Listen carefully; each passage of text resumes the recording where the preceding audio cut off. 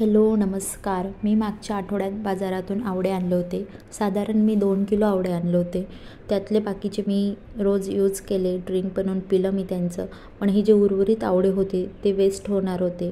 म्हणजेच त्यांना आहे ना वरती असे छोटे छोटे ब्लॅक स्पॉट येत होते, थोडेसे खराब होण्याच्या स्टेजमध्ये चालले होते ते. त्याआधीच मी त्यांचा वापर करून घेतला.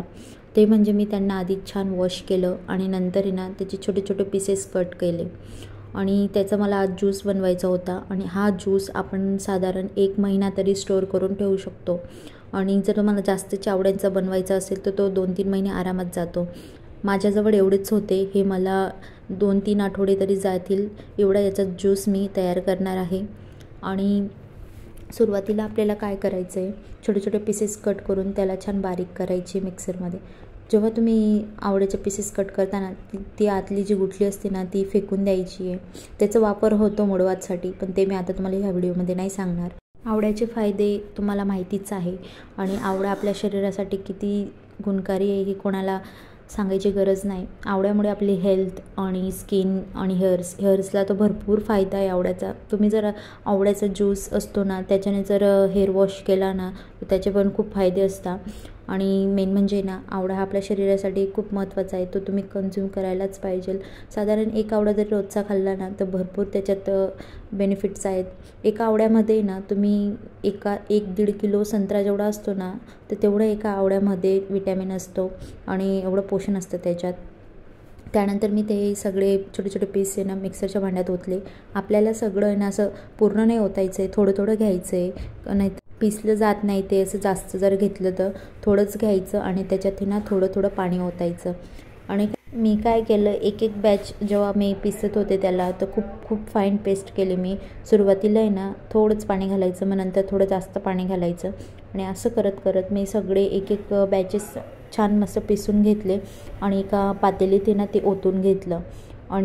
आणि हे ना आपल्याला एक अशी गाळणी घ्यायची आहे, नाहीतर तुमच्याकडे जसे सुती कापड असतो ना तोही तुम्ही घेऊ शकता. मी तर गाळणीच घेतली होती गाळायला.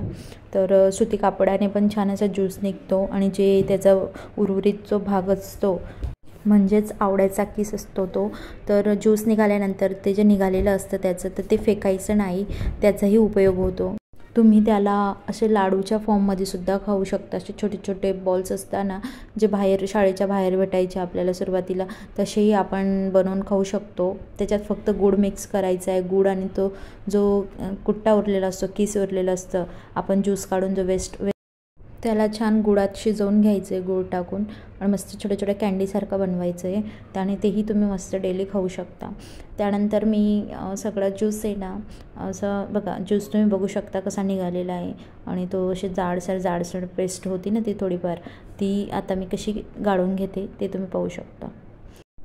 माझ्याकडे ना पुरण गाळायची गाळणी असते ना ती होते, तर मी त्यालाच एका याच्यात ठेवलं आहे पातेलीत आणि त्याच्यात मी ते ज्यूस टाकलं आणि छान असं चम्मचच्या साहाय्याने दाबून त्याचा सगळा रस काढून घेतला. तुम्ही हाताने पण दाबू शकता. जेवढं हाताने दाबून आपण तेवढं जास्त ज्यूस निघतो. चम्मचने कसं थोडं वेळ लागतो. त्यामुळे मी छान असं त्याचा ज्यूस काढून घेतला आहे. आणि मी इथे ना बॉटल घेतले, तुम्ही कोणत्याही बॉटलमध्ये करू शकता. पण जर काचेचं भांडं असेल किंवा काचेची बॉटल असेल ना तर त्याच्यात जर तुम्ही स्टोअर करून ठेवला ना तर फार उत्तम, कारण त्याच्यात छान राहतं ते. आणि त्यानंतर मी असा ज्यूस निघालेला आहे पाहू शकता तुम्ही. आणि हे जो वरचा कुट्टा आहे ना त्याला फेकायचं नाही आहे, ते तुम्ही एका डब्यामध्ये स्टोअर करून ठेवा.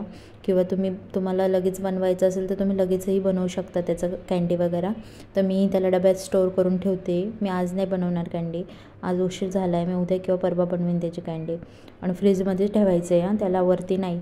फ्रीजमध्येच ते स्टोअर करून ठेवायचं, तेव्हाच ते छान प्रकारे सेट राहतं आणि जास्त दिवस टिकून राहतं.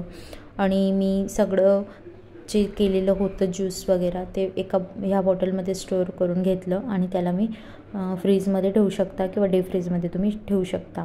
आणि याला आहे ना तुम्ही जर मॉर्निंगला जेव्हा उठता ब्रश वगैरे करून त्यानंतर साधारण तुम्ही गरम पाणी वगैरे पित असाल किंवा नाही तर ब्रशनंतर तुम्ही याचं म्हणजे थोडंसं घ्यायचं आहे, अर्धा ग्लास तरी घ्यायचा आहे आणि त्याच्यात अर्धा ग्लास पाणी ओतायचं आहे. जर तुम्हाला असंच घ्यायचं असेल तर घेऊ शकता, पण जर पाणी टाकून जर पिलं ना तुम्ही तर तुम्हाला ते असं तुरट वगैरे लागणार नाही आणि छान पटक्यात तुम्हाला ते प्यायला इझिली जाईल आणि तुम्हाला ते आवडेल. जर नुसतं असंच पिलं ना तर थोडं तुम्हाला कोणाला आवडत नाही, आणि ज्यांना आवडत नाही ना त्यांनी तर पाणी टाकून प्या, खरंच खूप छान लागतं. मी तसंच करते. आणि असंच मी छान मस्त पूर्ण बॉटल भरून घेतले आणि माझे ना अजून उरलेलं होतं, मी ते दुसऱ्या बॉटलमध्ये ट्रान्सफर केलं आणि मस्त असं स्टोअर करायला ठेवलं. तुम्ही ते फ्रीजमध्ये कुठेही ठेवू शकता आणि डीप फ्रीजमध्ये पण स्टोअर करून ठेवू शकता. डीप फ्रीजमध्ये तुम्ही आईस ट्रेमध्ये पण ते ठेवू शकता.